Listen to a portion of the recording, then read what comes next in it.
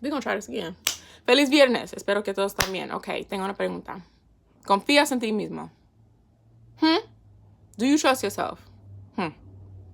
Let's talk about it. Shout out to my friend Ashley. Hey, girl. In that workout class I took with her, the second half wasn't physical. It was mental. She talked about promises. She says our confidence comes from our follow through. The more we trust ourselves, the more we trust the process. If you ask yourself that question, do I trust myself? And the answer was no, think about why. If you don't trust yourself, right? If you haven't followed through with the things you said you were going to do, that follow through, that disappointment in yourself is not going to build your trust. My God. Now you have to ask yourself, why haven't I been following through? What's going on? Maybe it's the lack of discipline, the lack of self-control, which brings us to scripture. Titus 2:11-12. This is Paul talking to Titus. The grace of God has appeared that offers salvation to all people.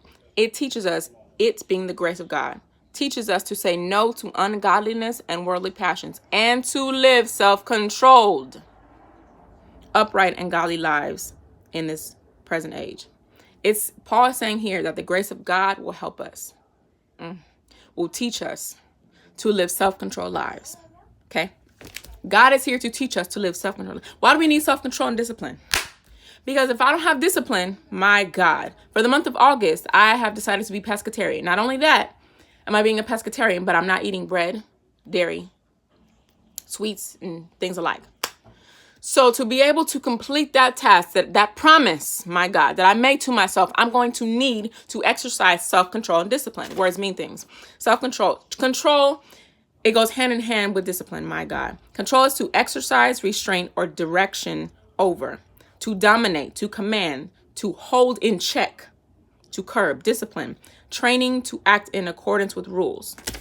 It's self-control. I have to control myself. I have to put myself in check, which means I have to restrict myself from certain things if I want to be successful in the goal that I made.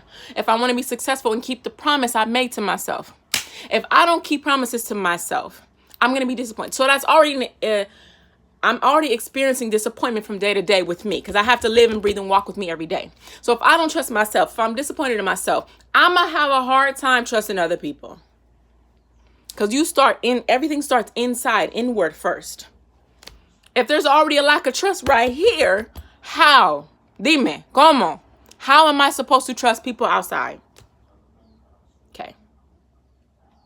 If you make a promise to yourself, please, by God, keep it. Now, something else she said, thank you, Holy Spirit, is that we try to go from doing nothing at all to doing everything.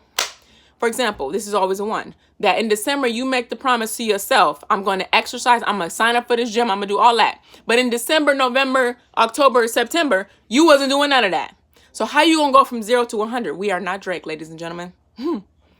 Go little by little, incrementally. Start with stretching.